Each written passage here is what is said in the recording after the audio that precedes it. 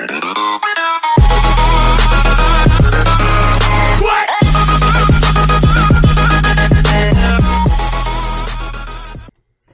up, guys? Sprite Nation here. Sprite Nation 69 here. Today we're gonna be reacting to Cry Reads I Now Live in a One-Story House. The link to this original video is gonna be down below in the description. If you guys want to go check out Crowdic's channel, it's also gonna be down below in the description. But anyways, let's go.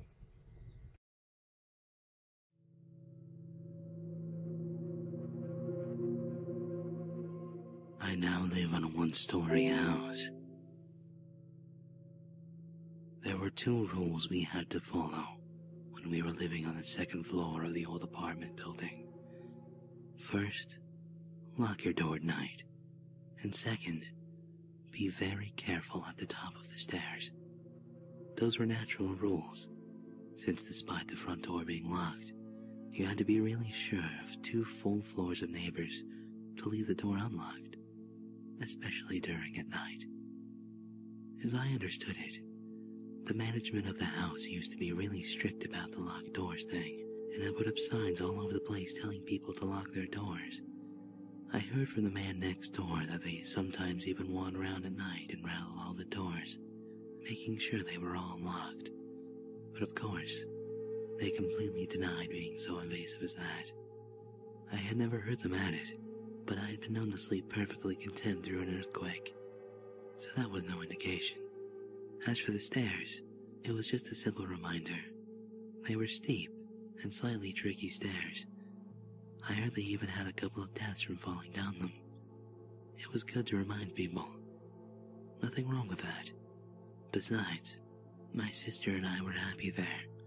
Leanne had been fortunate enough to get the room directly across from mine, and we were old enough to actually enjoy each other's company, despite the traditional feud that comes between an older brother and his younger sister.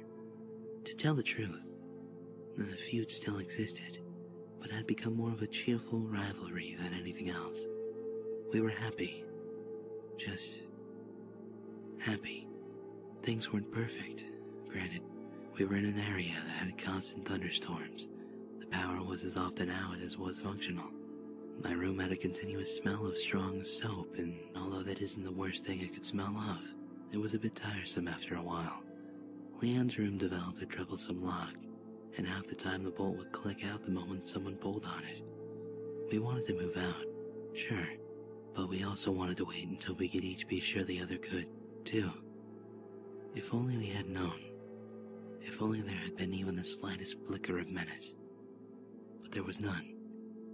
There was no cold spots, no abnormal shivers when passing over a certain area, no strange noises but for the occasional rattling of the knobs in the night. Nothing. Not until that night. I awoke in the middle of the night simply out of thirst. I first tried my sink, obviously, but the power was out, so the pump wasn't running.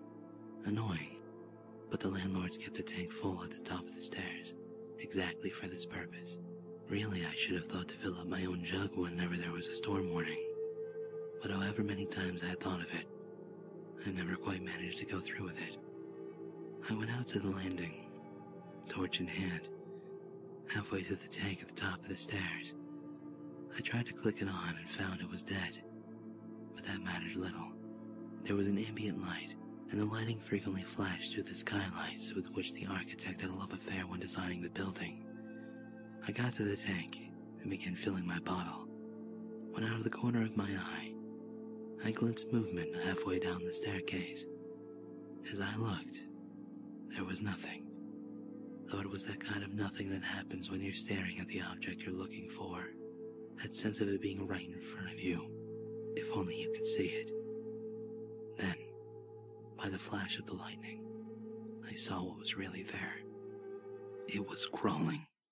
It had 2, as it had no legs that it could see. It was like a torso, cut off right at the hips, reaching out with both hands and pulling up the stairs one slow, painful step at a time.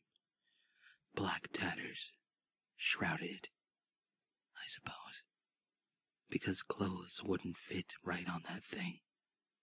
It was shrouded in the black tatters, and where they failed to cover, blank space showed, not black, and definitely not white, but rather a simple absence that I still cannot think of without my stomach rising in protest. This space was not empty, as the vacuum beyond our planet is, but rather it was less than empty. It was hungry. It sucked in. It was the opposite of all that was material and physical. Then, the lightning flash faded, but I could still somehow perceive its shape. Continuing up the stairs, even as I turned to run, another flash lit the room, and as though it had sensed my intent to flee, it lifted its head, and... I'm sorry, but I cannot, I will never set to word, neither spoken nor written, my full description of its face, for lack of a better word. It was simply all that a face should not be, and since this time, there had been no sight so horrible, so fearsome, so terrifying, that has impressed itself upon me in the least. For how could it compare? That is the one triumph, I suppose, that I bring from that night. Out of all its horror, I shall never again be cowed by the sight of evil, for the worst done by man is but the palest reflection of the visage that faced me then. I ran. What else could I do? I ran to my room as fast as I could, and began fumbling with my keys, all the while becoming aware of a faint, slithery drag thump, coming from the stairway. How far up had it been? Halfway? 2/3? How many steps did it have left? Finally, I forced my key into the lock, yanked the door open, dove in, locked it again, and collapsed, the adrenaline suddenly gone. I had no time for introspection. However, as I suddenly realized that I could still hear the thing, now up on the landing. It was still crawling. I could hear the hand-over-hand slither of it as it came straight to my door. The handle moved. It rattled for a moment, and then went still. Even as I started to let myself relax, I heard the door of the next room over rattle, but it too was locked. I heard it go down to the end of the hall, rattling each door in turn, testing the locks. I sat and prayed that none of the other tenants had left their doors unlocked, leaving themselves open to their terror.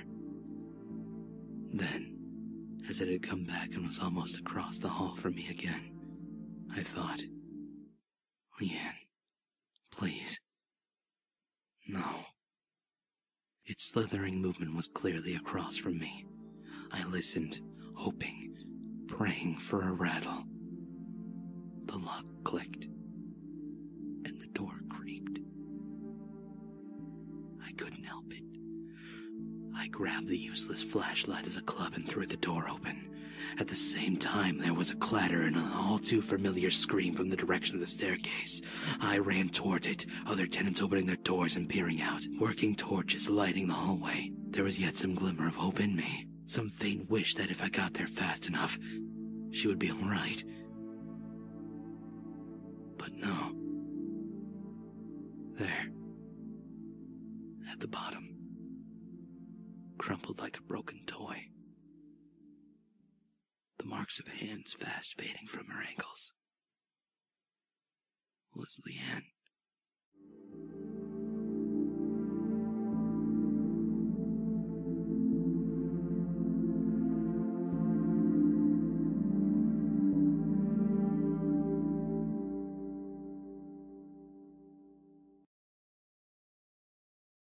Alright guys, thank you guys for watching. Please subscribe to Chaotic, and also please subscribe to me, leave a comment down below, and also like. Thank you guys for watching. Peace.